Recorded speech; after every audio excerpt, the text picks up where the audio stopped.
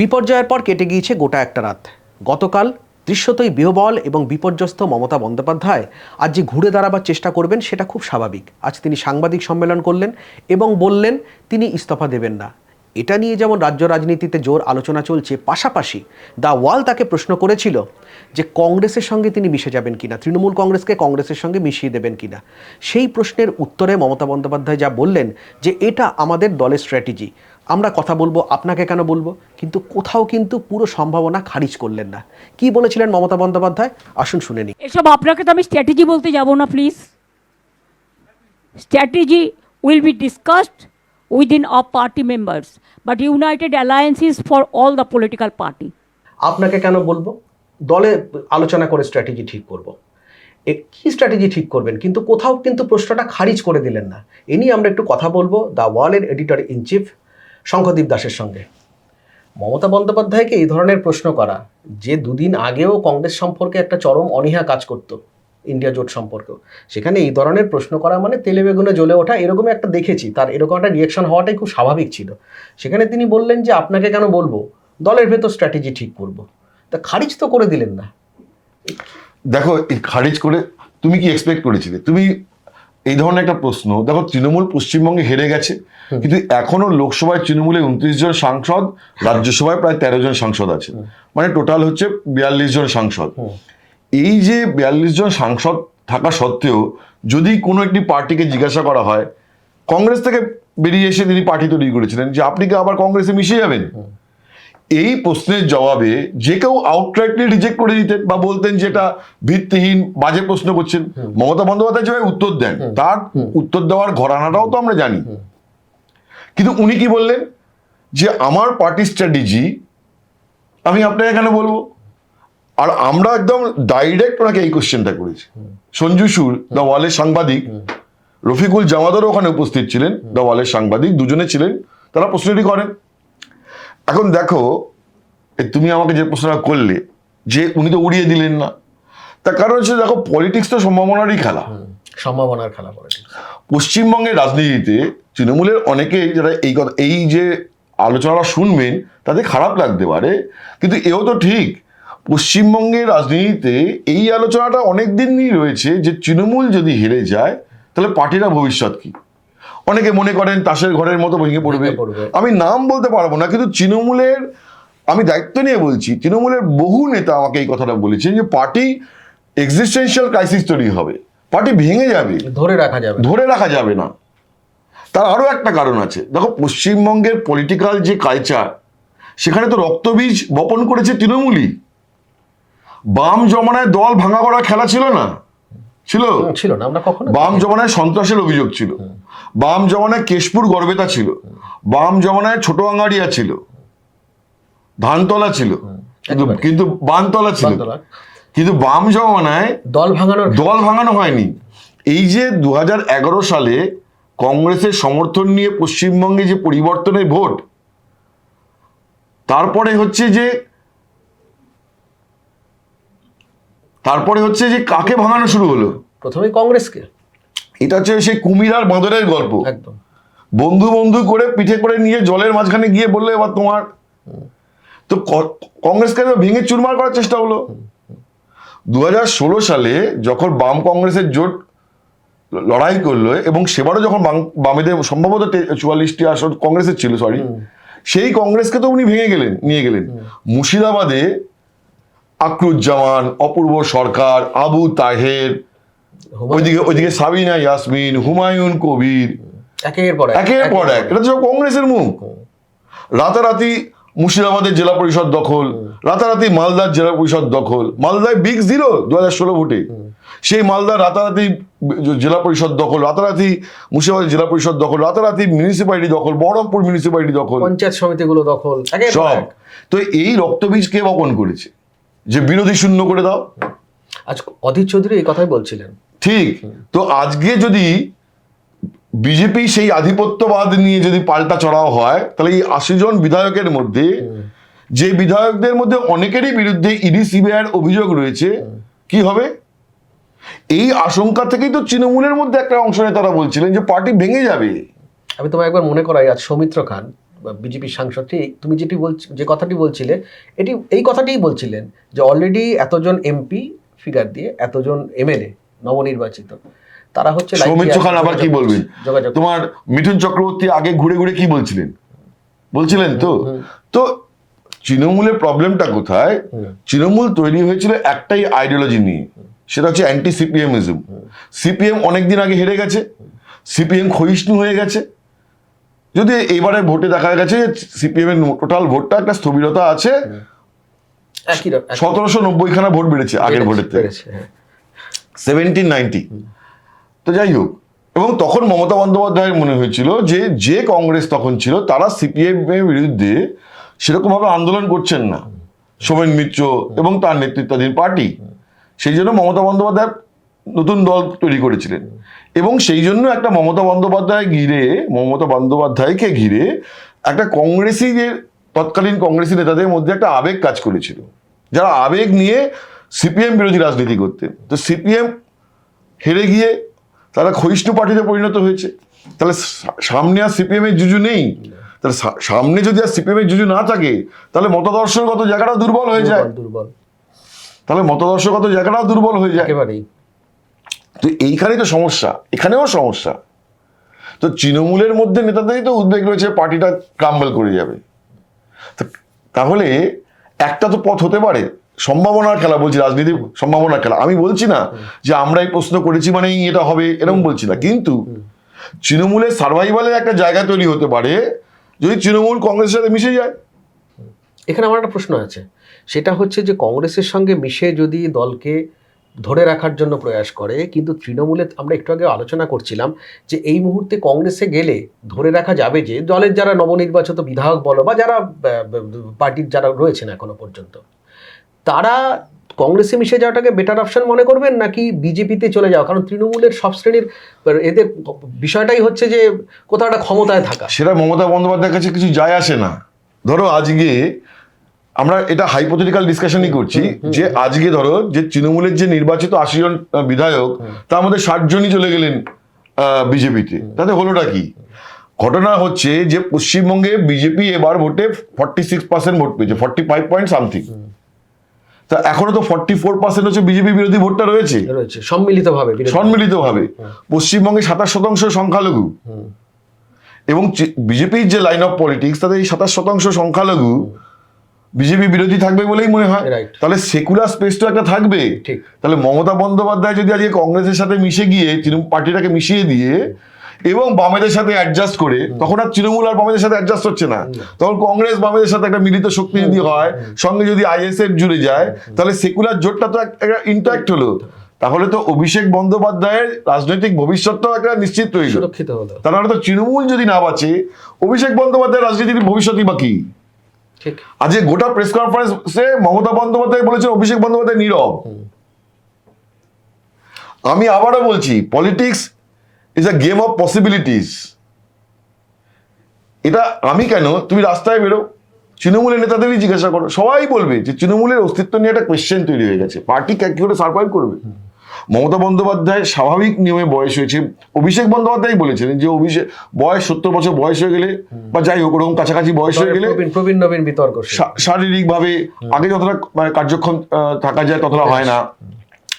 তাহলে কি করে যে ওই একটা জায়গাটাকে ধরে রাখবে পার্টি, যার জন্য জল্পনার। তৃণমূল কংগ্রেসে গত 2-3 বছর বা 5 বছরে তৃণমূল কংগ্রেসের যুব একটা নামে সংগঠন আছে, ছাত্র নামে একটা সংগঠন আছে, দুটো সংগঠনই প্রায় ফসিল হয়ে গেছে, ইনঅ্যাক্টিভ পুরোপুরি। এবং সেই যে ফসিল হয়ে গেছে, এই সমালোচনাটাও তো শঙ্খদীপ দাস করছে না। এই সমালোচনাটা আরজিকর মুভমেন্টের সময় পার্টির মধ্যে থেকেই উঠে এসেছে, যে বাম ছাত্র সংগঠনের যে আন্দোলন যারা সংগঠিত করলেন এবং আরজিকর মুভমেন্টটাকে প্রায় টানা 2 মাস 3 মাস টেনে নিয়ে গেলেন, তার বিকল্প নেগেটিভ পার্টি তৃণমূলের ইউথ উইং তৈরি করতে পারে না, ছাত্র যুব শাখা কিছুই করতে পারে না। মানে আছে কিছু মুখ নন এক্সিস্টেন্ট। লোকসভা ভোটের পরে অভিষেক বন্দ্যোপাধ্যায় স্থির করেছেন, আমার কাছে সূত্রের দাবি বলতে পারি, যে সায়নী ঘোষকে সরিয়ে দলের নতুন যুব সভানেত্রী হবে। বিকল্প মুখী পার্টি খুঁজে পাচ্ছে না, যেমন তৃণাঙ্কুরকে রেখে দেওয়া দীর্ঘদিন ছাত্র রাজনীতিতে তৃণাঙ্কুরে বিকল্প মুখী খুঁজে পাচ্ছে না, সেই জন্য তৃণাঙ্কুর রয়ে গেছে। তো এটা বিকল্পহীনতা, যদি পার্টি ক্ষমতা থাকতেই থাকে তাহলে ক্ষমতা থেকে চলে যাওয়ার পরে কি অবস্থা হবে? অকাট্য যুক্তি এটা। না, তুমি অকাট্য যুক্তি বলছো, হয়তো তৃণমূলের কাছেও একটা পাল্টা যুক্তি থাকতে পারে, আমি জানি না। থাকতেই পারে, আমার কিন্তু আমার তোমার জানা জায়গা নেই। থেকে তুমি যেভাবে বললে আমার জানা সেখানে নেই। কিছু বাস্তবতা রয়েছে, কিছু বাস্তবতা রয়েছে। আমার জানা নেই, কিন্তু পপুলার পারসেপশন তৃণমূল একদম, পার্টিরা ভেঙে যাবে, তাসের ঘরের মতো ভেঙে পড়বে, দলেও আশঙ্কা এটা। দলের মধ্যেও আশঙ্কা আছে। তাহলে কি একটা অপশন নয়, যে অপশনটা কথা বললাম, সেকুলার স্পেস, সেকুলার ভোট, কংগ্রেসের সাথে মিশে যাওয়া? এবং তার আজকে মমতা বন্দ্যোপাধ্যায় জোর দিয়ে কি বলেছেন? সোনিয়া গান্ধী আমায় ফোন করেছিলেন, রাহুল গান্ধী আমায় ফোন করেছিলেন, বলেছেন তো ইন্ডিয়া জোটের কথা হঠাৎ মনে হলো। হঠাৎ ইন্ডিয়া জোটের কথা মনে হয়েছে। গত 2 বছর 2.5 বছর ধরে আমরা কি দেখেছি? যে ইন্ডিয়া জোটে কংগ্রেসের দাদাগিরি মানবো না। কুণাল ঘোষ কলকাতায় বসে পর্যন্ত বলেছেন যে কংগ্রেস বলারকে, কংগ্রেসের দাদাগিরি মানবো না। এবং দিল্লিতে একটা ধারণা রয়েছে জাতীয় রাজনীতিতে যে ইন্ডিয়া জোটকে যারা যারা দুর্বল করেছেন তার মধ্যে অন্যতম ক্যারেক্টার হচ্ছে তৃণমূল কংগ্রেস। এবং তৃণমূল কংগ্রেসের এখানকার নেতা থেকে শুরু করে প্রতি স্তরে হচ্ছে ইন্ডিয়া জোটের যদি কোনো ফেস হয় সেটা হতে হবে মমতা বন্দ্যোপাধ্যায়। Right, এই pressure-টা- তাদের এই বক্তব্য। pressure-টা, হ্যাঁ, তাদের বক্তব্য। আজকে এই হেরে যাওয়ার পরে তো আর সেই জায়গাটা সেটা নেই। দুর্বল থেকে দুর্বলতম হয়ে গেল না? একেবারে।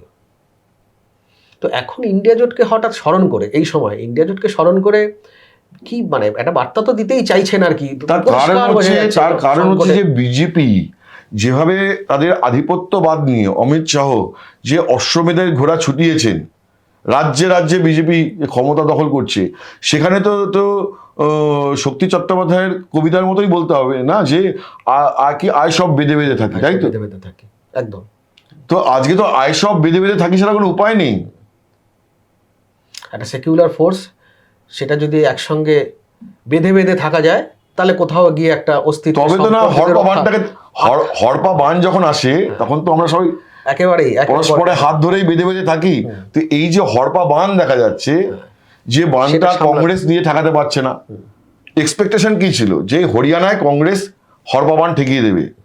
এক্সপেকটেশন ছিল যে মহারাষ্ট্রে কংগ্রেস হরপা বান ঠেকিয়ে দেবে। কংগ্রেস পারেনি। কংগ্রেস পেরেছে কোথায়? তেলেঙ্গানায় পেরেছে, কংগ্রেস কর্ণাটকে পেরেছে, কংগ্রেস কেরলে বামেদেরকে পরাস্ত করে আবার সরকার গঠন করতে পেরেছে, কিন্তু কংগ্রেস অসমে ফেল করে গেল। পশ্চিমবঙ্গে কংগ্রেসের কি অবস্থা? একেবারেই। এবার সেই জায়গায় রাহুল গান্ধীর একটা ভ্যালিড অভিযোগ রয়েছে যে কর্ণাটকে আমরা দেখেছি যে ভোটার তালিকায় কারচুপির একটা ব্যাপার আছে। হরিয়ানাতে তিনি ভোটের পরে তিনি ভোটার তালিকা পুরো বার করে দেখিয়েছিলেন কিভাবে বহিরাগত নাম ভোটার তালিকায় রয়ে গেছে, নমুনা ধরে ধরে তিনি দেখিয়েছিলেন। কিন্তু ভোটের আগে তো সেটা কংগ্রেস, ভোটের আগেও তো কংগ্রেসের দেখা উচিত ছিল ভোটার তালিকা। তো এই অ্যামেচার অ্যাপ্রোচ দিয়ে তুমি বিজেপিকে সাথে লড়াই করবে কি করে?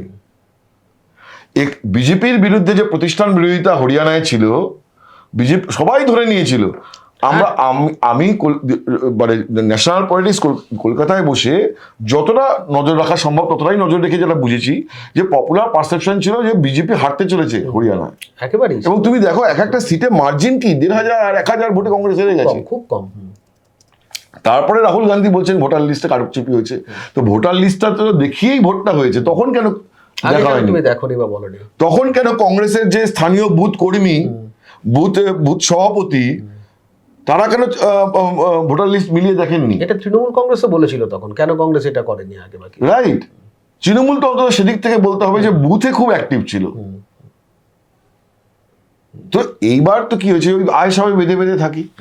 আমি তোমার একটা প্রশ্ন করি, যেটা হচ্ছে যে এই যে বিজেপির পার্ট থেকে, এটাও খুব মানে হাইপোথেটিক্যাল কোশ্চেন হবে, সে বিজেপির পার্ট থেকে তৃণমূলের এখন একটা বড় অংশ হয়তো চাইবে তারা ক্ষমতায় থেকে, ক্ষমতার বাইরে চলে যাওয়া তাদের কাছে খুব অনভ্যাসের একটা জায়গা হবে। ক্ষমতায় থেকে বিজেপিতে আমি পা বাড়াই বা কিছু, বিজেপি এটা কতটা এন্ডোর্স করতে পারে? দেখো, এই ভোটের আগে বিজেপি একটা নীতিগত অবস্থান নিয়েছিল, সেটা হচ্ছে যে তৃণমূল থেকে যদি কেউ এসে পার্টির সংগঠনের কাজ করতে চান, কর্মী হিসেবে কাজ করতে চান, কোনো অসুবিধা নেই। একটা সূত্রের দাবি ছিল যে মনোজ তিওয়ারি নাকি অ্যাপ্রোচ করেছিলেন, তাকে বলা হয়েছে যে আসতে পারেন, মনোজ টিকিট পাননি এবার। টিকিট পাবেন না, আপনি তৃণমূল থেকে বিজেপিতে আসতে পারেন কিন্তু টিকিট পাবেন না। তো বিজেপি ওই অ্যাপ্রোচটা নিয়েছিল যে কোনো এমএলএ কে নিয়ে আসবো না, একমাত্র তখনই নিতে পারি যেটা বিজেপি একেবারে সি ক্যাটাগরি সিট ধরে রেখেছিল। তুমি দেখো যে ভোটের প্রথম দফার সম্ভবত ভোটের ঠিক একদিন আগে সম্ভবত গোপীবল্লভপুরের তৃণমূল বিধায়ককে শুভেন্দু অধিকারী বিজেপিতে যোগ দেওয়ান, কিন্তু তিনি তো প্রার্থী হননি, না, তাকে বিজেপি প্রার্থী করেনি। তো আজকে ভোটের পরে বিজেপি তৃণমূলের কোনো বিধায়ককে নেবেন কিনা সেটা একটা কোয়েশ্চেন তো বটেই। এবার সেটা যদি এরকম হয় যে যার বিরুদ্ধে ইডি সিবিআই এর অভিযোগ রয়েছে তাকেই যদি নেওয়া শুরু হয়, তখন একটা সমালোচনার মুখে পড়তে হবে, ওয়াশিং মেশিন তো তখন আবার সেই ওয়াশিং মেশিনের অভিযোগ শুনতে হবে বিজেপিকে। তবে বিজেপি 207 পৌঁছে গেছে, তাদের তো কোনো দরকারও নেই। না, দরকার নেই, এই মুহূর্তে তো দরকার নেই কিছু। বরঞ্চ যেখানে যেখানে এখনো তৃণমূল এর বিধায়ক রয়েছেন, যারা যারা এই ঝঞ্ঝার মধ্যেও জিততে পেরেছেন, কুণাল ঘোষ, মদন মিত্র, ঠিক আছে, তো সেইখানে ঘটনা কি, সেইখানে বিজেপির কোনো সংগঠনও নেই। তাহলে বিজেপির উচিত হবে তাহলে নতুন করে একটা ওখানে সংগঠন তৈরি করা। বিজেপির উচিত হবে ওখানে গড়ে তোলা। 5 বছর তো সময় আছে, 5 বছর কোয়াইট এ বিগ টাইম। ধরো আজকে বারুইপুর পশ্চিমে বিমান বন্দ্যোপাধ্যায়, তিনি গতবার 60,000 বা 64,000 ভোটে জিতেছিলেন, তার মার্জিন এবার কমে এসছে 16,000-এ। বিজেপির ভোট বেড়ে হয়ে গেছে 80,000 87,000 ভোট হয়ে গেছে। তাহলে তো 60,000-এর মার্জিনটা 16,000-এ নামিয়ে আনতে পেরেছে বিজেপি। তাহলে বিজেপি কেন এবার ওখানে সংগঠন তৈরি করে মন দেবে না? এবং কারণ ওখানে তো তৃণমূলের যে সংগঠনের এই ভোটের ফলাফলের পরে মরাল তো ভেঙে গেছে একেবারেই। আর সরকারে থাকলে তো সংগঠন তৈরি করা কিছু কিছু জায়গা থেকে কিছুটা সহজ কাজ করাটা সহজ। পার্টি একটা তাখানে সাপোর্ট দেয়, সেখানে পার্টি অনেক বেশি কর্মসূচি নেয়, কর্মসূচি নিতে নিতেই স্থানীয় নেতাদের পরিচিতি বাড়ে, সংগঠন তৈরি হয়, রাইট, তাই না? তৃণমূলে যখন 2011 সালে প্রথমবার ক্ষমতা এসেছিল, তখন তো তৃণমূলের নতুন যারা বিধায়ক হয়েছিলেন রাজ্য স্তরে, তাদের অনেকেই মুখ চিনতেন না, একদমই নতুন মুখ ছিলেন, তাই না? বিজেপির ক্ষেত্রেও কিন্তু তাই, একেবারে তাই। বিজেপির ক্ষেত্রে তো জেলা থেকে যারা জিতে এসছেন অনেকেই রাজ্যের নেতারা চেনেন না, মুখ চেনেন না। আচ্ছা, আগামী দিনে চিনে যাবে, অ্যাসেম্বলিতে আসবেন, বক্তৃতা রাখবেন, মানুষও চিনে যাবে, মানুষ চিনতে থাকবে তার সেরকম পারফর্ম করলে। আচ্ছা, আমি মমতা বন্দ্যোপাধ্যায় প্রেস কনফারেন্সের আরো 2-1টা প্রশ্নে আমি আসি। একটা তো অবশ্যই, যেটা এই মুহূর্তে মমতা বন্দ্যোপাধ্যায় বললেন যে আমি হারিনি, ইস্তফা দেব না, এটা কোথাও গিয়ে আমার নজিরবিহীন ঠেকলো। বুদ্ধ ভট্টাচার্য মনে আছে 2011-তে, আমি যদি আমাদের রাজ্যেই দেখি 2011-তে হারের একটা যখন ট্রেন্ড তৈরি হয়ে গেছিলো, দুপুরবেলায় মনে পড়ে যতদূর সম্ভব ইস্তফা দিয়ে এসেছিলেন। কিন্তু যখনই দেন, মমতা বন্দ্যোপাধ্যায় ধরাশায়ী হয়েছেন, পরাজিত হয়েছে, তৃণমূল কংগ্রেস হেরে গেছে, তারপর তিনি ইস্তফা দেবেন না, এটা তো জনাদেশকেই বোধহয় কোথাও অস্বীকার করা। দেখো, এটা তুমি বলছো, ঠান্ডা ঘরে বসে তুমি বলছো, কিন্তু মমতা বন্দ্যোপাধ্যায় তো এটাই করে এসছেন।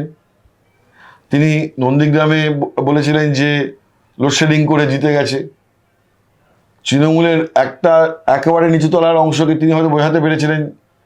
আজকেও তৃণমূলের বা গ্রাম বাংলার একটা অংশকে, যারা এখনো মমতা বন্দ্যোপাধ্যায়কে নিয়ে আবেগ আছে, তাদেরকে বোঝানোর চেষ্টা করছেন যে আমাকে হারিয়ে দেওয়া হয়েছে।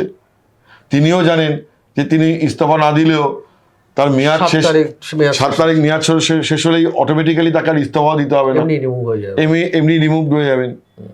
তো তার ফলে উনি এটা পলিটিক্স করছেন, উনি দেখাতে চাইছেন উনি হারেননি। এটাতে শহরের মানুষ তাকে রিডিকিউল করতে পারে ঠান্ডা ঘরে বসে, কিন্তু তিনি তো শহরের মানুষকে অ্যাড্রেস করে বলছেনও না। শহরের মানুষ তো তাকে হারিয়ে দিয়েছে, তার পাশের আসনে রাসবিহারী হারিয়ে দিয়েছে, টালিগঞ্জ তার পাশের আসনে তার অন্যতম কাছের নেতা অরূপ বিশ্বাসকে হারিয়ে দিয়েছে। ওদিক দিয়ে ঢুকলে বেহালার দুটি বেহালা হারিয়ে দিয়েছে, ওইদিকে মানিকতলা তাপস রায় জিতে গেছেন, কাশীপুর বেলগাছিয়া হেরে গেছে। শহর তো তাকে তো মনে রাখেনি, গ্রামের লোককেই উনি বোঝাতে চাইছেন যে আমাকে হারিয়ে দেওয়া হয়েছে। তো এটা তো টিপিক্যাল মমতা বন্দ্যোপাধ্যায়, এই যে হার না মানা, এই পলিটিক্স তো মমতা বন্দ্যোপাধ্যায়েরই পলিটিক্স, ব্র্যান্ড অফ পলিটিক্স। আমি এটার মধ্যে কোনো নতুনত্ব দেখছি না, এটাই এক্সপেক্টেড ছিল। আচ্ছা, এটাই এক্সপেক্টেড ছিল। যদিও শহরে মানুষের সারপ্রাইজিং হলো তিনি আজকে বললেন যে এটা আমার প্রেস কনফারেন্স, আমি করছি, অভিষেক বন্দ্যোপাধ্যায় কিছু বলবে না। হ্যাঁ, প্রশ্নের উত্তরে আমি আসতে চাইছি না। বলো তোমার প্রশ্ন। আমার প্রশ্ন এটাই ছিল যে এটা খুব সারপ্রাইজিং লাগলো যে অভিষেককে পাশেই বসালেন, এক পাশে ববি হাকিম, বাদিকে হচ্ছেন অভিষেক। কারণ হচ্ছে যে আজকে তো অভিষেকের বন্দ্যোপাধ্যায়ের উদ্দেশ্যে সরাসরি একটা প্রশ্ন উঠেছে সেটা হচ্ছে যে উনি আরামবাগ গোঘাটে দাঁড়িয়ে বলেছিলেন যে 4 মে 12টা বাজলে ডিজে বাজবে। আমি মমতা বন্দ্যোপাধ্যায়ের মতো উদার নয়। অমিত শাহের আহ্বান করেছিলেন 4 তারিখ 4 তারিখে আসুন, দুপুরে আমি দেখবো গোঘাট আরামবাগ, এবার থেকে আরামবাগ আমি দেখবো। সত্যি কি এবার দেখবেন আরামবাগ? গোটা আরামবাগ সাব ডিভিশনে ধুয়ে মুছে গেছে তৃণমূল। কিন্তু ওই যে ডিজে বাজাবো বলেছিলেন, আজকে যে ভোটের ফলাফল ঘোষণার পরে কোথাও গিয়ে একটা রিটালিয়েশন হচ্ছে, বিজেপির লোকেরা গিয়ে, কর্মীরা গিয়ে আজকে তৃণমূলের পার্টি অফিস ভেঙে দিচ্ছে, এইটার তো উস্কানি তো ওইখান থেকেই এসছে। আজকে প্রেস কনফারেন্সে সেই প্রশ্নটাই অভিষেক বন্দ্যোপাধ্যায়ের উদ্দেশ্যে করা হয়েছিল, তখন মমতা বন্দ্যোপাধ্যায় ওনাকে আড়াল করে বলেছেন না যে আমার প্রেস কনফারেন্স আমি এখনো কোথাও আড়াল করছেন। কিন্তু কোয়েশ্চেনটা তো অনুরণিত হচ্ছে যে আপনি বলেছিলেন যে ডিজে বাজাবেন, তাহলে আজকে যে বিজেপি এটা করছে এটা কি আপনারই উস্কানিতে? সেদিনকে যদি আপনি ওটা না বলতেন তাহলে কি আজকে এটা হতো? একেবারে বিজেপি তো মানে কি বলবো, ওনার দেখানো পথেই কার্যত হচ্ছে ডিজে বাজিয়ে সেলিব্রেশন করছে সবটাই। তুমি দেখো পঞ্চায়েতে আজকে মমতা বন্দ্যোপাধ্যায় বলছেন, প্রেস কনফারেন্সে একটা জায়গায় বলেছেন যে কি চাইছে ওরা, বিরোধী শূন্য করে দেবে। আমি তোমার কাছে রিকোয়েস্ট করবো ওনার প্রেস কনফারেন্সের ওই লাইনটুকু তুমি শুনিও এখানে। নিশ্চয়ই শোনাবো। What do you want? That only one party rule will rule the country? No opposition, nothing. Nobody. পশ্চিমবঙ্গের রাজনীতিতে বিরোধী শূন্য করে দেওয়ার যে প্রবণতাটা কে দেখিয়েছে? সবাই, তুমি বলো 16 ভোটে সবাই ফল ঘোষণা হয়েছে, 21শে জুলাইয়ের মঞ্চে এসে কংগ্রেসের বিধায়ক যোগ দিচ্ছেন অনুপ্রাণিত হয়ে। তারপরে সেই অনুপ্রেরণা স্রোত এবং ঢেউ এমনই যে কংগ্রেস পার্টি ফাঁকা হয়ে যাচ্ছে, একদম বিধায়ক থেকে পঞ্চায়েত সদস্য পর্যন্ত ফাঁকা। তাহলে বাংলা রাজনীতিতে এই সংস্কৃতি ছিল না। তুমি বলো যে পঞ্চায়েত ভোটে একটা সময় সিপিএম জমানায়, পঞ্চায়েত ভোটে সিপিএম বিরোধীদের মনোনয়ন জমা দিতে দিত না। মানুষ তো সেই রাগে হতাশাতে সিপিএম কে ক্ষমতাচ্যুত করেছিল। তারপরে যদি পশ্চিমবঙ্গে যদি গোটা বীরভূম জেলায় মনোনয়ন জমা দিতে না পারেন কোনো বিরোধী, বা যদি দক্ষিণ 24 পরগনায় না পারেন, পুরোটাই বিনা প্রতিদ্বন্দ্বিতায় জয়, তাহলে সেটা কার? ও শুধু অনুপ্রেরণাতেই। উন্নয়ন দাঁড়িয়ে ছিল রাস্তায় দাঁড়িয়েছিল, যে উন্নয়নকে দেখে বিরোধীরা কেউ মনোনয়ন দাখিল করতে পারেনি। তুমি ভাবো বাংলার ইতিহাসে উপনির্বাচন মানুষ সব ভুলে গেছে, মানুষ সব ভুলে গেছে, মানুষ সবাই এত বোকা। এই কথাগুলো পশ্চিমবঙ্গের মানুষকে কনভিন্স করানোই এখন ডিফিকাল্ট। ঠিকই উনি যেটা বলছেন, মানে ধরো আমি তো কনভিন্স হইনি, তুমি কনভিন্স হচ্ছে? একেবারেই নই। কারণ তাহলে সাধারণ মানুষ করার প্রশ্নে, হ্যাঁ, বিরোধী শূন্য করে দেওয়ার প্রশ্নে পশ্চিমবঙ্গে মানস ভূঁইয়া কোন দলে ছিলেন? কংগ্রেস, দীর্ঘদিন কংগ্রেস করে। মানস ভূঁইয়া চিরকাল বিপ্লবী ছিলেন মমতা বন্দ্যোপাধ্যায়ের বিরুদ্ধে। তিনি 2016 সালে ভোটের পরে ভয় পেয়ে চলে গেলেন। তার কারণ হচ্ছে 16 সালের ভোটের সময় তার বিরুদ্ধে একটা মামলা ঠুকে দিয়েছিল। তিনি তৃণমূলে চলে গেলেন, মামলা প্রত্যাহার হয়ে গেল। এটা তো জানা ছক। এই তো পশ্চিমবঙ্গের রাজনীতির ধারা ঘরানা সংস্কৃতি হয়ে উঠেছিল গত 15 বছর। দলবদল করো না হলে কিছু মামলা, কিছু কেস, তাহলে তোমার সম্পর্কে, তাহলে তৃণমূল একটা অভ্যেসে পরিণত করে ফেলেছিল। তাহলে তুমি বাইরন বিশ্বাসকে দেখো, একটা উপনির্বাচনে একটা দল জিতলো, বাম কংগ্রেস জোটের প্রার্থী হয়ে বাইরন জিতলো উপনির্বাচনে, শাসক দলের বিরুদ্ধে কোনো প্রার্থীর জেতাটা এখানে নেই, এই রাজ্যে দেখাই যায় না। সেখানে জিতলো কিছুদিন বাদেই, তাও 24,000 ভোটে, 24,000 ভোটে, মানে অপদস্থ করে দিয়েছে একদম একেবারে। ওই ম্যান্ডেটের পর তাকে নিয়ে আসতে হবে। বিরোধী শূন্য তো তৃণমূল কংগ্রেসের মুখে মানায়। এবং শুধুমাত্র যে রাজনৈতিক বিরোধী না, তুমি বলো যে সংবাদ মাধ্যমের বিরুদ্ধে মামলা হয়নি? হয়নি। অবশ্যই। আজকে একাধিক টিভি চ্যানেল বা অন্যান্য সংবাদ মাধ্যম, ডিজিটাল মাধ্যম, তারা বলছেন না যে তাদের বিরুদ্ধে মামলা দায়ের হয়েছে। বিশেষ করে ডিজিটাল প্ল্যাটফর্মের অনেকের বিরুদ্ধেই, মানে সরকার বিরোধী কথা বললেই হচ্ছে তাদের বিরুদ্ধে। বিরোধী কথা বলতে হবে না, বলা যাবে না। ধরো দিলীপ ঘোষের একটি বাইট দ্য ওয়ালের সমাজ মাধ্যম থেকে পোস্ট হয়েছিল, সেইটা নিয়ে একটি মামলা করা হয়, সে মামলা আজও চলছে। তো দিলীপ ঘোষই তো বলেছিলেন, দ্য ওয়ালে তো বলেনি। এবং সেখানে দূরদর্শনের বুম, সেখানে অন্যান্য জি এবং অন্যান্য চ্যানেলের বুম রয়েছে।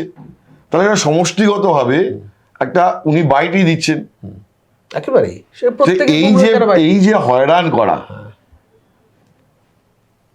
থানায় ডেকে পাঠানো, বসিয়ে রাখা, মামলা করা, এই সংস্কৃতি তো পশ্চিমবঙ্গে তো তৈরি হয়েছে। তার অবর্তমানে বাড়ির লোককে ভয় দেখানো, এইগুলো তো চলেছেই, কোথায় আছে কিছু। মমতা বন্দ্যোপাধ্যায় বললেন দল স্ট্র্যাটেজি ঠিক করবে, একটা অ্যাকশন প্ল্যান করবে, কি সেটা তো আমরা আগামী দিনে বুঝতে পারবো। কিন্তু দ্য ওয়ার্ল্ড যে প্রশ্ন করেছিল মমতা বন্দ্যোপাধ্যায়ের সামনে যে কংগ্রেসের সঙ্গে মিশে যাবেন কিনা, তার উত্তরে মমতা বন্দ্যোপাধ্যায় যে কথা বললেন যে আমাদের দলের স্ট্র্যাটেজি আমরা দলে ঠিক করব, কোথাও খারিজ করে দিলেন না। সেই প্রশ্ন এই মুহূর্তে অত্যন্ত প্রাসঙ্গিক, আমাদের নজর থাকবে সেদিকে। আপাতত এই পর্যন্তই, আমরা আবার ফিরে আসবো পরে কোনো না কোনো ইস্যু নিয়ে। দেখতে থাকুন দ্য ওয়াল।